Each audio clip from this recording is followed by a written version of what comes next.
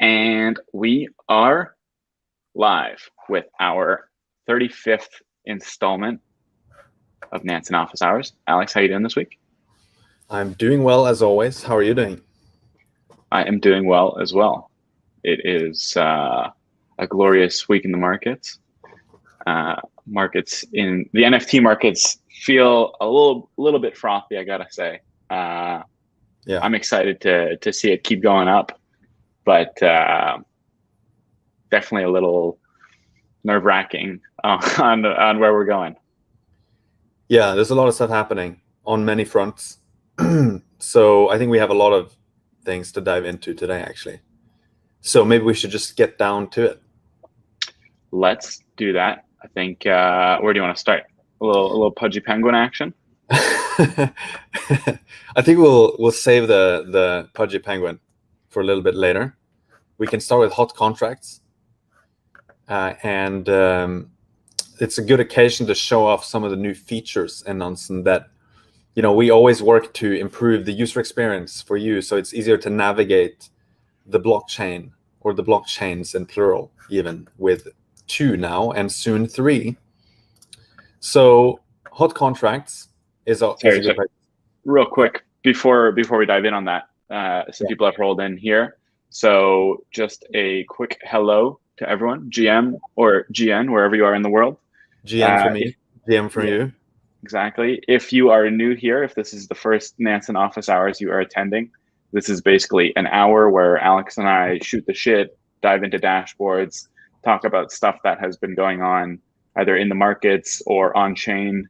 And yeah, we just kind of poke through our through Nansen and try and find some interesting things for you guys, but also for us. There are times where we ape into these projects live or after the fact, but none of this is financial advice or recommendations. You are taking your own risks if you are aping in alongside us.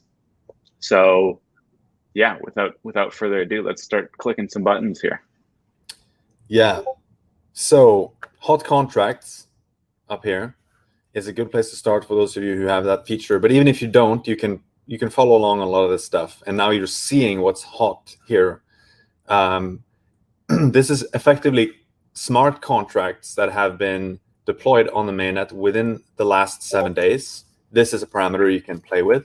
So if you wanted to do 30 days, you can do that, and you'll see different things, of course. But one thing that we spotted here was this Hegic contract, and it has $10 million flowing into it in the last 24 hours, which is this column over here. And it also has 3 smart money addresses shooting in some capital. And this time I'll remember to turn off my Discord, because I know you can hear those annoying notifications. So I've just switched them off. You can see 3 smart money depositors, which is what this icon, this emoji represents in our dashboards. And that can often be a sign that it's worth looking at more closely, because smart money is putting capital into this. So why don't we click this? And that's going to take us to the wallet profiler, right? And so this is kind of ETH or Ethereum oriented when you open it up, and you can see activity of this smart contract sending stuff. You can see it was deployed by Hegic.eth. But one thing that we have done to make things a little bit simpler for you is actually the Hegic token is what we care about, right? Because this contract has $11 million of Hegic tokens. So I want to look at the holdings of Hegic that this contract has. And now you can just click this here, and it's going to open up yet another dashboard, which is the wallet profiler for token. So this shows now the Hegic transactions for the Hegic staking pool. And so that shows me that there's 67.7 million Hegic tokens coming in from a bunch of different addresses. And you can see all the largest token transactions here in the table below.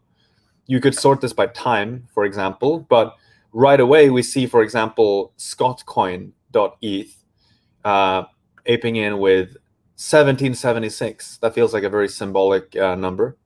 1.7 or $1.8 million. Sorry, 1.8 million tokens, Hegic tokens, that they have put into this smart contract. There's another one down here with 888, which is, if you know a bit about Hegic, that's effectively the numbers that they like, 8. And so maybe I can give you a bit of context on like what are we looking at here. So this is the project, Hegic. And this was a project that actually isn't new in itself. It was founded in February 2020. And it's an on-chain peer-to-pool options trading protocol that was built on Ethereum. And so this is called Hegic V8888. So that's what we're seeing here. In fact, I think maybe I can click this link. Oh, okay, that's the old one. So maybe this is the new one that we open up. I don't want to connect my wallet. Oh, well, then I can't use it. So I guess that's too bad. But you can go to hegic.co and you can launch it. And there are two types of pools, two types of liquidity pools, classic pools and hedged zero loss pools. The classic pools will be receiving 100% of gross premiums paid by the option buyers, because this is an options trading platform. And the hedged zero loss pools, LPs will be earning 20% of premiums and will always be able to withdraw the same amount of liquidity that they provided. So you can read more about this, but you see that there's money that's flowing into this. Hegic tokens going into the staking pool, which indicates that maybe it's worth looking at. Of course, do your own research. We got to figure out how to read these without it sounding like an ad. I thought you were reading an ad there. Yeah. Sign up so for Hegic now. So yeah, sign up to Hegic now. Sponsor. No, they're not a sponsor. The reason it sounds like an ad is because our analysts have prepared this stuff for us. And that's why I have to read up some of this stuff, because it's the great work that our analysts are doing. So that's why it sounded so monotonous and ad-like, but it's actually just a description of the project. I do not have any Hegic tokens, nor do you, I suppose, or do you? Maybe you can disclose that now. No. Okay, good. I did. Once upon a time I did, and I haven't traded options on Hegic before. But yeah, I have as well. It was go ahead. No, go ahead. I was just going to say I had a terrible experience as a liquidity provider in the last version of Hegic. But don't need to say anything more than that. Always do your own research, understand what you're getting yourself into. I don't think I did in the last version of Hegic, and it was kind of terrifying to be selling call options when ETH was pumping. And I was only saved by the liquidity rewards, which I ended up dumping to get my Ether back that I lost in the pool. So that was a quick summary of my experience in the last version. That is not to say Hegic is not a great project. I'm sure it is great, and I'm sure the new version, attempts to perhaps improve some of those things that weren't great in the first version. But yeah, that's my Hegic perspective. What's your experience with Hegic? Bought some calls and you underwrote them. Oh man, so you were on the other side of that trade. You're welcome. Yeah, you're welcome. Pretty much. The scary thing though was, as an LP, you got locked in and you had to sort of like unstake, 2 weeks, and there was like 2 weeks, and I screwed up because I thought I had unstaked, and so I waited 2 weeks, and it turned out I hadn't. So I had to wait another 2 weeks. So it was just a nightmare. So this new version of Hegic, the 8888, was announced on Twitter, and there's a pretty good thread from Hegic Options. That's the Twitter account at Hegic, Hegic Options. And I only found out about this new thing because they were doing kind of an airdrop-ish. Basically, you could buy one free option on the site. And I think later when we're poking through NFT Paradise, we'll see that, because I think in the new version of Hegic they show up as NFTs. Yeah, I gotta say I am a big fan of like the project itself, despite having had like not the best experience as an LP who is ignorantly jumping in. But I think it's very cool with anonymous founder, and the fact that they're pushing the envelope on what you can do with options on chain. So I think it's a really exciting project. Yeah, I'm actually always really excited by anything that's like peer to pool. as opposed to like peer to peer, like in a I guess normal exchange, like crypto exchange, you need like market makers and you need people who are, I guess, filling the bids and the asks to kind of create volume. But when you basically like the peer to pool model, where people are trading against a pool of assets, and this pool of assets is making markets kind of indiscretionarily, and like will take any order flow, I think is quite interesting. Yeah, it's pretty cool because that model is quite common now. I mean, Pendle as well. I just went for a walk today with the founder of Pendle, and it's a pretty cool project as well for like basically speculating on the interest rates of things like the interest rate component of Aave USDC, for example. You can trade that on their platform, and that's we talked about that, right? Like a while back, and I think I mentioned strips, which I didn't really know anything about, but basically like some of the things that we frequently see are whenever there's or at least during DeFi summer and at the beginning of this year, whenever there's a new pool that launches and there's a ton of borrowing of an asset, the interest rates spike. And so if you don't necessarily want to stake into a project, like, because there's sometimes hacks that happen, like the huge one that just happened this week, or I don't know, yesterday. I've lost track of time. Yesterday, like if you don't want to actually be the one staking, you can make a bet on the asset that is being staked. And that way you're kind of one level removed. You're really just betting on the interest rates spiking because of increased borrowing. Exactly. And that's pretty cool. There's a lot of stuff like, so I don't know strips that well, right? So I'm just going to go back to Pendle, and I think I can't use the app, I suppose, if I don't have a wallet. Again, this is kind of annoying, but when he explained like the use cases of this, it was a lot clearer to me. It's kind of hard to understand how you're supposed to use this. But when he's like, well, actually, you can lock in an interest rate. Like you can have a fixed interest rate until like December or even December next year, right? You can do that through this platform, and you can speculate and trade the interest rate component or only like the underlying asset or like the, I think, ownership token, they call it. Anyway, so that's also like a pool type model, right? And there's an AMM behind it and so on. But another example, which we've talked about before, like NFT20 and NFTX. Sorry, this is the wrong NFTX.org. These are also examples of peer-to-pool, right? Where you can actually pool NFTs. So clearly this is like a model that that works and like is gaining a lot of traction in different areas of DeFi and NFTs as well. So it's pretty cool to see how these solutions that you can't really do in a traditional world, you can do them really nicely with smart contracts and pooling of digital assets, which is pretty exciting.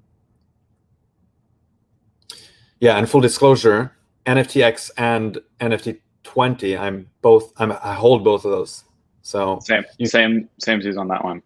Okay, but that one I think we've mentioned multiple times because the NFT20 Muse, we had found that Defiance Capital did a big. I wasn't sure if we would mention them by name.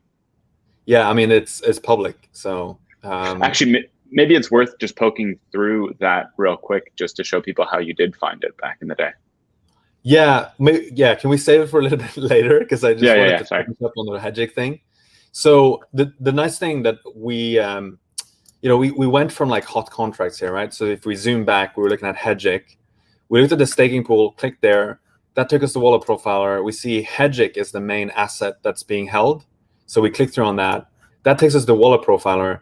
But now we also have links from these things here. So if you're like, hey, this is useful, the Wallet Profiler, but actually these incoming addresses, I want to just get an aggregation of like how much capital they put in, because these ones down here are individual transactions, but they could have put money in and they could have pulled it out again, for example. They could have done multiple transactions. So if I click this now, it's going to take me to top depositors. And so we're trying to create this sort of cohesive user experience where you can jump between dashboards in a seamless way, depending on what you're interested in. And now we see the top depositors in aggregate. And in fact, there are a few of these that have done multiple transactions in here. And so again, it's the Hegic staking pool. This is the Hegic token, 67 mil tokens that have been input. You see a smart LP, you see scottcoin.eth, and you see a Flashboy down here with less funds. But yeah, just wanted to show you how you can sort of go from the really top level. And this doesn't have to be hot contracts, right? It could actually be, if you went to, let's say, token god mode for Hegic, maybe that's where you discovered this stuff. And by the way, token god mode now works with any token address. So I don't know if you noticed there, but the URL got rewritten to the token address. So you can plug in any token address now. You don't need to use this custom token god mode. But if we did notable wallets on Hegic, you see right away, if I sort here, Hegic staking pool is the top address. So it's not like you need to have hot contracts, because I know that's a VIP feature. In this case, you could have also just been monitoring Hegic in token god mode, and you do the exact same thing. You would just click through. That would take you to wallet profile for token, and then you could go, and click through on top depositors on that as well. So it's a pretty nice user experience now, I think, and it makes it a bit easier to jump between the different dashboards that in the past you've seen us kind of copy pasting, token addresses and having to write out the URLs and all that stuff. But now you can more easily jump between these different dashboards.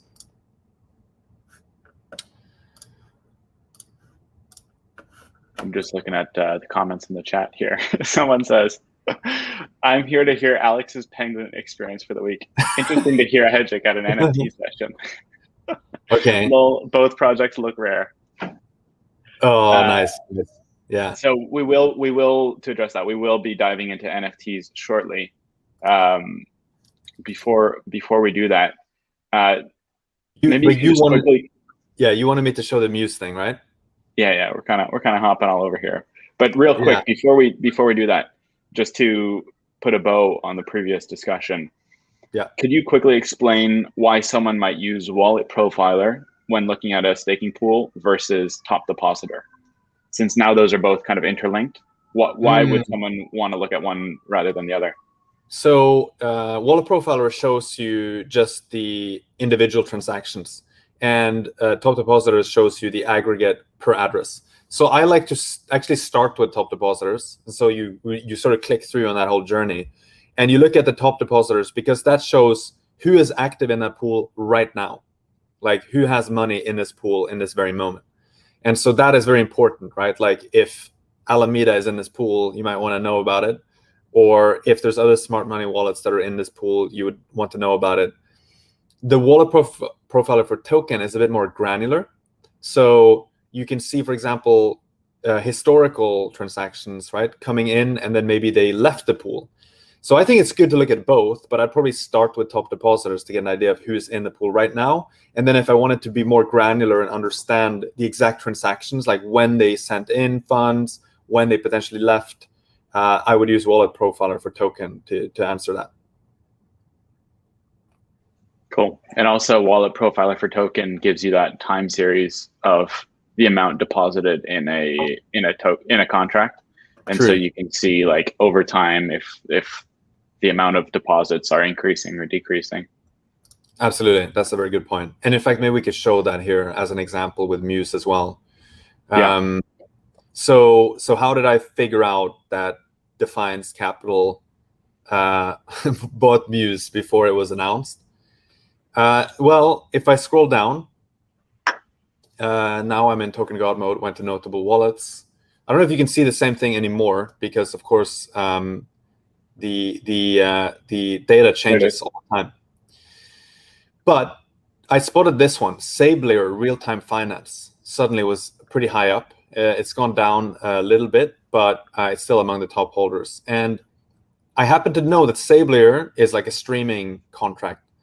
And what do you use a streaming contract for? Well, one of the things you can use it for is vesting. So you can set up a stream, right, from the token, the token treasury of this project to like a VC, for example. And so it will stream the token. That's the equivalent of linear vesting in real time. And so I think what I did was clicked through on it, obviously. And now we will see individual transactions made on this token, Muse, on the Sableur contract. And so it's going to take some time to load. First of all, we see it's going down, probably because there are claims being made to, from that stream. And so there is one incoming address that is very nifty. That's the deployer. This is the deployer deployer address for very nifty, which is the team behind NFT20 and Muse. It's kind of confusing with all the different names. And then you see all of it goes out to Defiance Capital. So like here, it's pretty easy to spot that this is Defiance. The thing that was a bit unique last time was that what I had to do was look into the transactions and say, hey, this 12,446, let me look at the transaction in Etherscan. And so I went to the logs and I saw, hey, create stream. Okay. So they're creating a stream for someone else to be able to claim. And I see here, index topic, address recipient, this one here, right? That's the recipient. Gonna look that up in Wallet Profiler. And what do I see when I plug it into Wallet Profiler? Boom, Defiance Capital.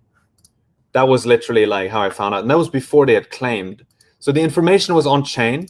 And I got there by just, seeing that there was funds going into this Sableur contract, and then taking it one step further by looking at the transaction. So this is pretty technical, right? But it's one example of how if you dig deep, you can actually find some real alpha like in the on-chain data itself. And all right. So it seems like we've got a lot of NFT folks in the audience here today. Okay. So I think we can't hold back anymore. The penguins are taking over. Yeah, but I guess just to wrap up this discussion, why should you care as someone who is in NFTs about Muse token? If you want to get exposure to NFTs, or if you want to participate in the NFT markets, there's a few different ways. One is you can actually buy NFTs. The other one is you can buy kind of these picks and shovels projects, meaning like infrastructure projects where NFTs can be traded. And that way you're not making a bet on a specific NFT. Like you don't need to go out to the market and buy a penguin yourself. You can kind of make a bet on NFTs growing as an asset class by buying one of these projects. We're not recommending this one. There's a bunch of these different ones that you can kind of DYOR on. Yeah, here's another one, NFTX. So that's why you should carry. I mean, it's just a different way of getting exposure to the NFT markets. Yeah. And so go ahead. Beyond buying the actual like token here, Muse or NFTX, you could also buy the indexes that they're creating. So for example, if you wanted to bet on Bored Ape Yacht Club continuing to go up, you can buy the token here, Big 20, I guess, on here, and then on NFTX, it's just BAYC, I think is the ticker. I'm guessing, yeah. So that's just some additional context on why you should care. You can also farm, by the way. Like if you wanted to farm the Muse token, you can actually become a liquidity provider for these, and then you actually can farm the Muse token. So that's something to consider. There's like pretty decent APR on this. If you are comfortable, locking up your NFTs, then receiving the index token, and then LPing that index token against Ether, you get pretty decent APR here. Alrighty. So penguins next. Yeah, let's stop messing around, Alex. Let's dive into the penguins. Give the people what they want.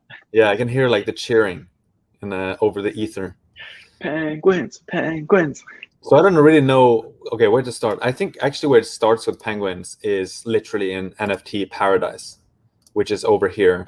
And we've had a lot of new trials come in the last week because people are really big on NFTs right now. And frankly, NFT Paradise and NFT God Mode are probably some of the highest maybe alpha data sources out there. They're not the only ones, but they are extremely useful, I think. And Pudgy Penguins, I can just hear the cheers every time I say Pudgy Penguins. It's like, yeah, in the background. Pudgy Penguins has had a bit of a run this last couple of days, to the point where they were actually on top of this list. Right now, there's a few other ones, which maybe we can talk about afterwards. But I'm going to drill down on Pudgy Penguins, which is still, the 5th most traded collection. And, you can see the price run up. Like the average price went from, 0.03 Ether to like 1.68 Ether, the average price. And the volume, of course, picked up dramatically. And you can also see the price ranges over here, where the floor price went up. I think, there were times where the floor price on OpenSea was like 1.2 or something like that. And another way you can check floor price based on the open orders, like the order book on OpenSea, is simply by looking up the collection, going to sort by price, low to high, status by now, and boom, now you have the floor price. So right now it's 0.85. So it's actually down a bit. It was like at 1.4, I think, at one point. But if we look at there's individual transactions we can talk about. There's 150 Ether transaction, which we can have a look at afterwards. But you can also look at things like hodlers, like how many people are holding these tokens. And it recently just crossed 4,000 addresses that have their own Pengu, their own Pudgy Penguin. And you can see the profit leaderboard, who's been making the most money off of penguins. LFG on OpenSea is in the lead with 163 Ether in profits. They bought for 6 Ether, and they've had 169 Ether in revenues, which is pretty impressive. And you can do breakdowns where you can see, who is actually buying or selling. Looks at this smart LP sold 10 penguins. Interesting. They sold all of them. They used to have 10, now they have 0. And so you can sort this and you can see who's been accumulating penguins, who's been selling them off. Looks like this smart LP has been selling off a few. This one, which actually has 127, I think that's maybe the top holder. Yeah, this is the top holder. They've sold off 10. In total, 21 addresses they've sent out, and in the last day they sent out 10. So maybe they were taking a bit of penguin profits. But yeah, this just gives you, a really good overview of like what's actually happening with these penguins. Look at this epic NFT collector. Like, he actually accumulated the penguins over just the last few days, and then now maybe they started taking a bit of profits. Yeah, there was someone who, I can't remember who, but they wrote a thread about how they plan to use mining DAO to sweep the floor. Okay. So for anyone who hasn't been following the NFT markets too closely, last week there was a huge amount of buying on CryptoPunks, and this wallet, I think, I'm trying to remember the name, 0x650D or something like that on Twitter. Mm-hmm. They used a group called Mining DAO to put all of these CryptoPunk purchases into one block. That way they wouldn't get front run. Because if you start buying if you start sweeping the floor, meaning like you're buying all of the cheapest pieces in a collection, people will see that and they'll start buying alongside you to kind of front run you, or like take some of those opportunities. Because the bet is when the rest of the market sees a bunch of buying, they'll start buying in as well. And so anyways, this group used Mining DAO to buy 100 some odd, or maybe it was like 80 CryptoPunks. And then another person saw that and they wanted to do the same for Pudgy Penguins, but they couldn't. I guess they couldn't figure it out in time or something like that. And so they ended up just manually buying a ton of these Pudgy Penguins. And I think that's what we see there. So you think the top holder is these guys just manually buying up a bunch of penguins 35 hours ago? Yeah. I think so. That's brilliant. And I think that brought the floor. I think they were buying from like maybe like 0.2 to like 0.6, and then everyone was like aping in, and it bumped up to like 0.8, 0.9. Yeah, we can actually see what they've been doing, right? Because this is like the equivalent of Wallet Profiler. And so NFT collection, Pudgy Penguins, and then counterparties, and then we see if they've been selling or sending or buying. And so how far back? This is like the Doge pound. Looks like that was one they went really big on. But then here they started buying penguins, 0.25, 5 days ago. Okay.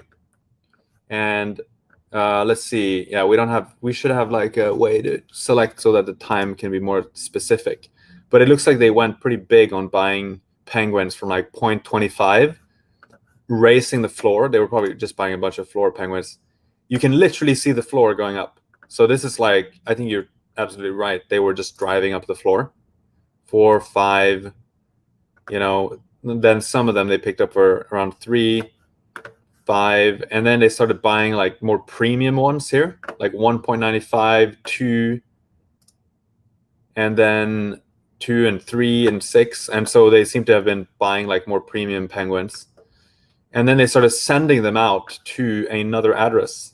Interesting. Might be a related address. We can click through on that to have a look afterwards. And then they kept buying more penguins 46 hours ago. Yeah, buying more. And then they started selling 31 hours ago. They bought one for 50. Is that what I'm seeing there? Oh yeah. Wow.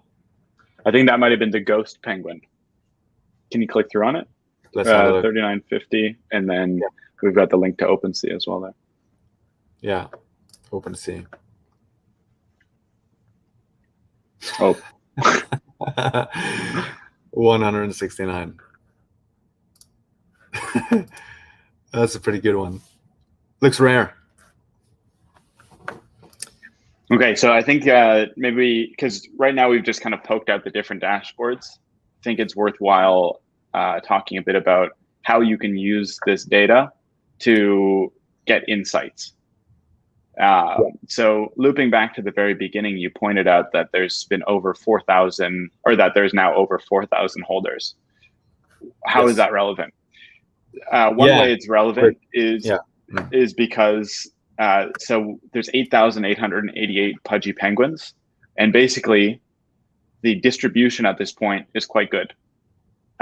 There's a few wallets that we saw. One, I think the highest one had like 127, but by and large, there's pretty solid distribution of these Pudgy Penguins, which means that, when one holder has a ton of a certain asset, they're looking to monetize that.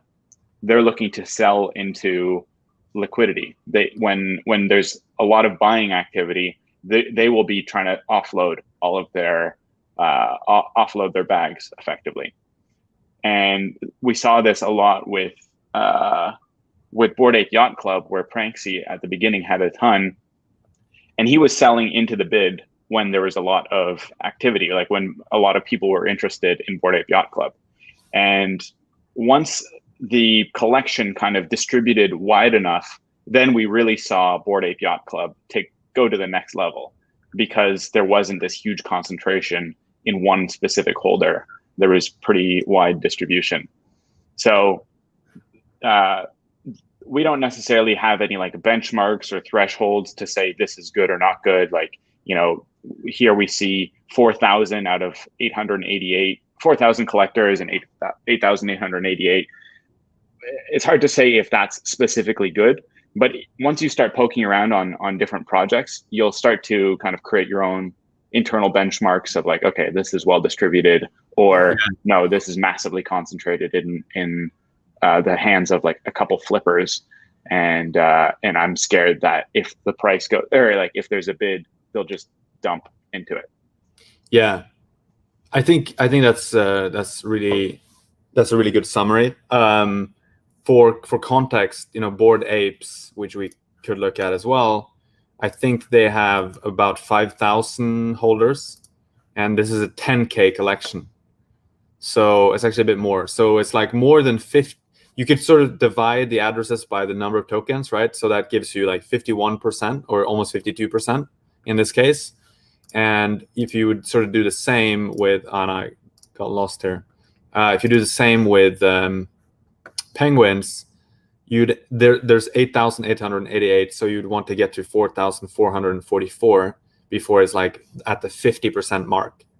So I personally think that we should have that here, like as one of the columns, like distribution, right? That percentage, because I think it would be quite helpful. And hopefully we can add it soon. But that's one way to assess this, just looking at other projects. Punks has like a much lower distribution. So it's like, from memory, I mean, we can have a look, but I think it's around like less than 30%. Yeah. So it's been spiking big time, but it has a much longer history, right? So it's been a slow grind, and then it exploded. And then now it's like 28%, right? So the number of addresses divided by the number of unique tokens. But yeah, these can be quite helpful to inform your decisions on what you want to do with them. And I think the other point you said is very true as well. Like, to what extent does the top holder control the market?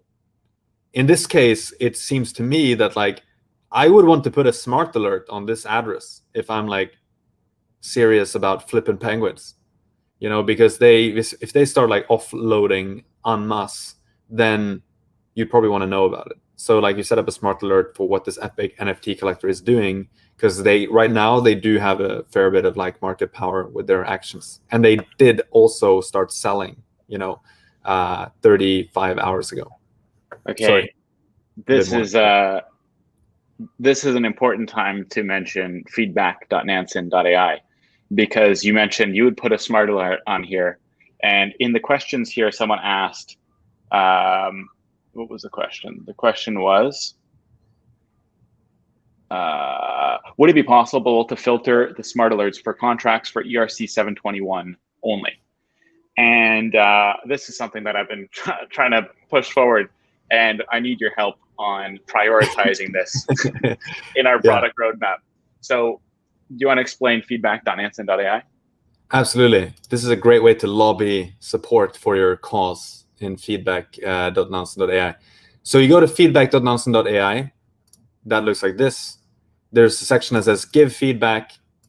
Click that. Feature requests. So what about NFT smart alerts? I think it's already in there. Exactly. That's the cool thing. Okay. So it will, like, if you say, hey, I want to add NFT smart alerts, it will search for other proposals. And so you can see this, and you can be like, hey, I want this. And then you have like, well, there's some progress, legendary NFT labels added, but is this quite what you want? Maybe it's not. If it is, you upvote it, because then we will prioritize it higher. But if it's something else, you can just add your own thing here under smart alerts, for example. And then, and then you add it, create a post, boom. You have to log in, which sucks a bit, but you can log in with your Google account. So it's like one click if you have one, like Gmail or whatever. Maybe we will allow you to log in with your Nansen account eventually, but it takes a bit of integration, so we haven't done that yet. But basically, go to feedback.nansen.ai, and anything you want, anything that you can dream of, just add it here. And if you can rally support for it, then we will ship it. That's how easy it is. How do we, I'm just looking at this, I feel like we need to consolidate some of these somehow, because need support for ERC 721 tokens. I think that's also kind of smart alert related. And then adding NFT, it is. So maybe this is the one you were talking about, actually.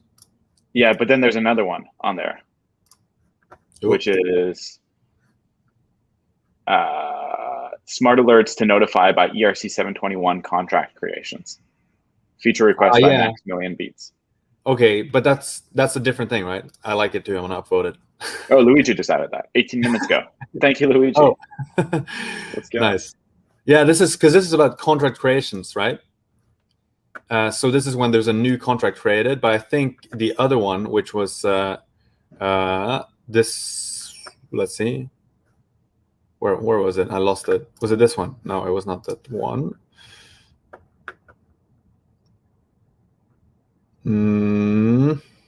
Why can't I see it anymore? Is it this? Oh yeah, it's that one, literally the one at the top. This by SOG Crypto. I think this is about like transfers. It's not about creation of the address. So it's a slightly different thing.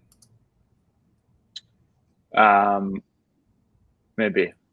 But you see the distinction? Like the other one was like when the contract is minted, you want to get. I see that distinction between that. Yeah. But regardless, I think we need better NFT coverage or ERC 721 coverage in our smart alerts. Yes, and the way you get it is by either adding or smash that upvote. Smash the upvote button. Feedback.nansen.ai. Yeah, that's how to do it. Seriously. So this is a pretty new page. So if you ape in early, you have a higher chance of getting your features shipped. Yeah. So that's feedback.nansen.ai. Cool. Let's see if we've got any other questions here in the chat.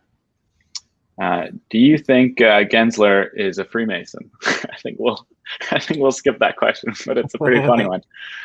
Okay. No comment. What else do we have here? There was a question, which is, would the basic Nansen package provide alpha on the NFT front?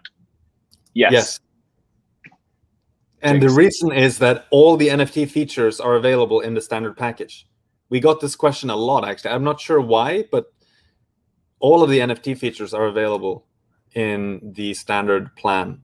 So the stuff you see here, NFT Paradise, NFT God Mode, NFT Item Profiler, Smart Alerts, although they're not super well set up for NFTs, but it's coming. All that stuff is available. The only thing that is not available, or there are a few other things that are not available, like data downloads and so on in the standard plan, but like hot contracts is not available. But if you're most interested in NFTs, I think you kind of get what you want from NFT Paradise on that front. That would be my opinion. I don't know what you think, Daniel. Yes, sorry, I was just doing a quick calculation there, which is if you're looking to test out Nansen for 1 month, the price at right now with ETH at 3,200 is 0.05 ETH, which is less than 0.05. Oh, you mean the trial? No, yeah. for a month. 150 divided by 3,200. That's ridiculous. Is it really that cheap? 149 USD to ETH. Yeah, this sounds like it sounds like a TV commercial or something. Okay. Is it really that cheap? Yes, yeah. I think NFT Paradise is a place that I check quite frequently. I think when you're starting to navigate or starting to learn how to navigate the NFT market and you start to get exposure in different collections, like if you're starting from scratch, you're basically trying to figure out like what's going on, where is the money flowing, what do people care about right now? And it's a bit daunting, but as soon as you start buying some of these collections and trying to figure out, what is the community like on Bored Ape Yacht Club? What is the buying pressure right now? All these kinds of things, then you start using NFT God Mode a bit more. So this is really good for the high level. Then you want to use NFT God Mode. And as an example of, how you should be thinking about, or how you can be thinking about these things, maybe you can click in on Meebits, for example. There you go, Meebits. So when you're figuring out, one of the issues with NFTs is they're highly illiquid, or there are periods where they can be illiquid. And it's something that people pay a lot of attention to is, am I going to be stuck holding this if I don't actually want it? There's collectors in this market, and then there's also flippers. And I think both are okay because sometimes it's just rational to recognize that a collection is going up in value and you can buy it and sell it at a later date. Like, some of these are not. There's no moral judgment as such. Yeah. They play important roles in the ecosystem, both of those roles. Yeah. Yeah. And it's important to recognize when there's a bid on a certain project, because that's where some opportunities are. So here we see Meebits for the longest time, like from the start of this volume chart, price and volume chart, they were effectively comatose until beginning of this month where a bid actually kind of picked up. And that's when you kind of want to be ready in following that market. Like, okay, there's volume here now. This is when I want to be playing around in this market. Mm-hmm. And so when you start buying into these different collections, you know, like the best time to buy into Meebits would have been while it was still comatose. Like when you see long periods of inactivity, but you feel like there might be an increase in activity. That's when you start paying attention, or you got to start paying attention. So yeah, I mean, we see there that there was a little pickup, like actually a pretty dramatic pickup at the beginning of the month. That's when you kind of like, okay, what's going on here? Something's going to happen. And when people start seeing the price spike on some of these things, they all follow on and ape in afterwards. So and so if you look at the price range chart, which shows the floor price or the minimum price, the maximum price, and the one in between, you know, on that same date, so the 31st of July, when volume started picking up, that was literally like, it was 1.1 floor price, and it's been basically going up since then, and it's now at 3, right? Around 3. And so if you just bought the floor on those, you would have done pretty well. And then I think the other thing is to understand, like, who are the people buying, right? Like we talked about earlier, is there smart money in here? And so here you see like blurred.eth started, we can figure out when they started accumulating, right? But this is when they at least last bought a new one, and this is when they last sold one or sent one out. But you can look at this is a smart money wallet, so I want to understand, like, what are they doing with their tokens? And you can go in and you can break that down and find their overall pattern for what they're doing with Meebits. They've been taking a lot of profits, actually, right? 436 ETH in realized gains. They basically purchased 342 that they spent 1,148 on, and then 496 in total revenues. This seems a little bit off. Am I reading this incorrectly? Yeah, I'm not sure, to be honest. Yeah, we have to look into that one later. Well, but you can see their buying history, right? So if you go down and you see the Meebit stuff here, you can see them selling. You can basically understand what the key smart money, the key players in a specific collection are doing with their NFTs. And I think the Penguins one was pretty interesting. Like, if I'm like a penguin flipper, which I'm not, I hold 3 penguins, and you know, I'm gonna take them to my grave. Then I would probably want to know, what is the top penguin holder doing? And so that to me would be one of the top things as a takeaway from looking at like the Pudgy Penguins dashboard right now. I would want to figure out like what's that address going to do, and I would probably keep an eye on them. I have no Pudgy Penguins, for the record. So you're a Pudgy Penguin bear, and I'm a Pudgy Penguin bull. So we balance out in this stream. I'm Pudgy Penguin neutral, let's say. You're a crab. You're penguin crab. Yes. Okay.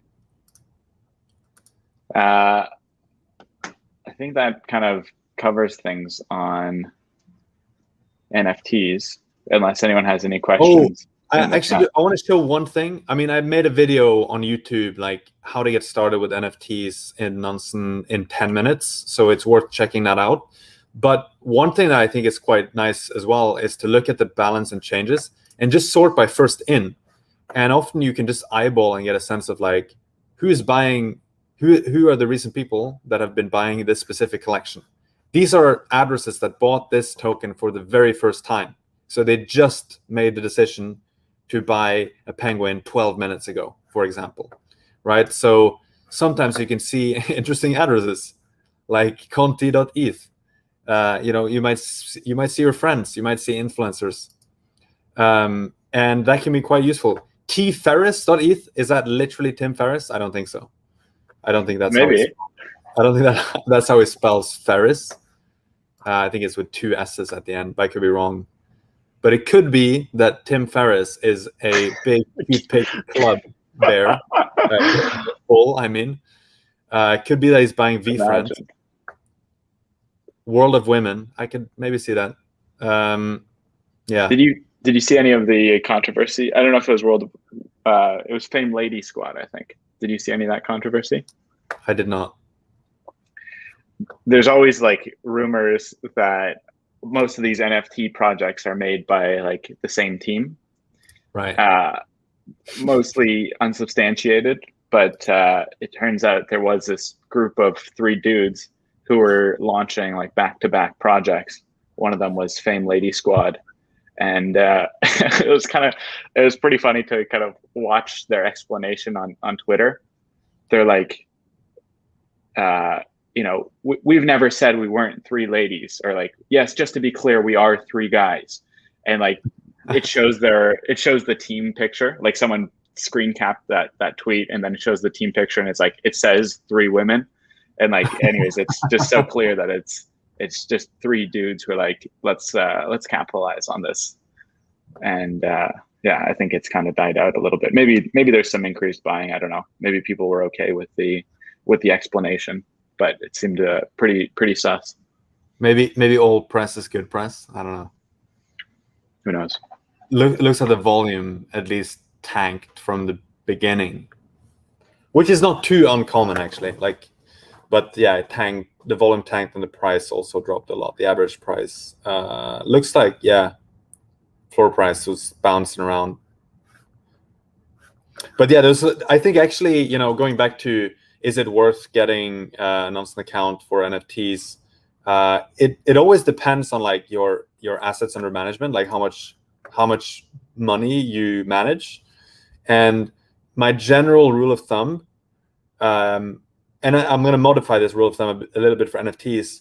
My general rule of thumb would be, if you have $100,000 or more in crypto, I think there's a very good argument for, buying an Nansen account. And that's the reasoning is like that is, $1,500 a year is about 1.5% of the AUM, which is like a little bit on the high side. But if you know how to use it, you're going to be using it effectively. There is a good chance, of course, there is no guarantee. There's a good chance that you're going to get some returns out of that.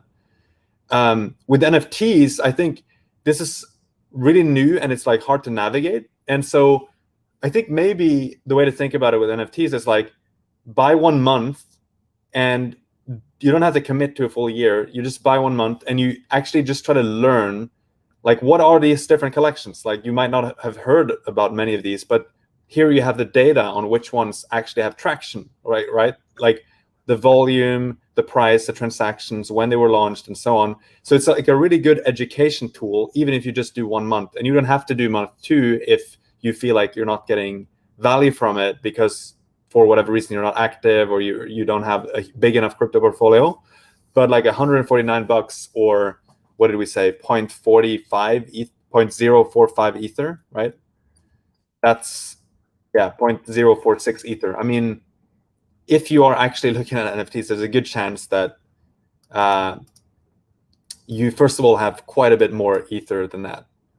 And so to do 1 month, I think is a pretty good idea, and it's a pretty good investment as an education, if nothing else. Before we start wrapping up here, do we want to quickly look at Polygon? Ken? What do we want to look at? Hot contracts? Let's see if we have something fun here. Well, we can look at hot contracts. Yeah, I think hot contracts. Polycat Finance. What's that? Some smart money aping in. USDC Ball. Polycat. Well, let's look at Polycat. I don't really use Polygon much, but I think it's worth kind of just getting a pulse on if there is more activity there. Mm-hmm. For a little while there, like last month or in the past couple months, ETH gas fees have been quite low, hovering between like 10 and 50 for a while. But now that what is it? London has happened. I don't even know what the proper terminology is. Oh yeah, we haven't talked about that at all actually, which is kind of ridiculous. We should have, but yeah. Do you have any comments on it or any thoughts? Yeah, I mean, I can show one thing afterwards, but just wanted to say we did the same thing here, right? Polycat Finance, Wallet Profiler. Now we actually have Wallet Profiler for token for Polygon as well. We didn't have that last time, but we've shipped it now.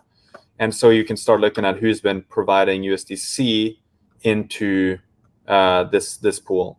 the Polycat finance. Again, we don't know anything about this project, but you can have a look at it. Yeah, just finishing my thought. Now that the gas fee, like after London, the gas fees are probably hovering around like 50 gwei on average. And so when the gas fees go up, it's interesting to see if there's increased activity elsewhere. Yeah. So maybe we can end on the gas tracker, which is actually a public dashboard. So you don't even need to have a Nansen account to use it. But obviously you can access it from your Nansen account by just going to Discovery Gas Tracker. We did add this chart, which personally I think is quite interesting to follow if you kind of are interested in Ethereum beyond just flipping tokens and NFTs. This shows what percentage of transactions actually make use of EIP 1559 features. So this is a good metric to see adoption of EIP 1559. And why isn't this 100%, you say? Because we've already rolled out London, right? Well, it turns out that many of the wallets that people use to interact with the blockchain, for example, MetaMask, have not broadly rolled out support for EIP 1559. That means there are still a lot of people using the sort of legacy system, the pre-EIP 1559, to make transactions. But they are going to roll it out, I think, probably next week to all their users. They're currently at a very low percent of Chrome users who have access to EIP 1559 features on MetaMask. Let's say single-digit percent when I spoke to the MetaMask team latest, which was this morning. And on iOS, they have an iOS app as well. It's a little bit more, maybe around 10% or so have it there. And then on Android, I think something like half of the users have these features. So they're rolling them out, and this is pretty low, but it's going to be really interesting to see as this gets higher, because MetaMask will roll out support for it. Other wallets like IM Token, which has millions of devices, will add support for it, I think, in around a month. That's what they told me earlier today. We will be able to see how this new upgrade actually affects gas prices when people are using it broadly. Because right now, it's only about 10%, 10 to 15% of transactions that actually make use of these new features. So that's like the macro update in today's office hours. All right. That seems like a good place to wrap things up. Any parting words? Hope you enjoyed the session, and smash the like button, subscribe to our channel, and we will see you next week. We will see you guys on chain. Thanks for joining, everyone. Bye. Bye.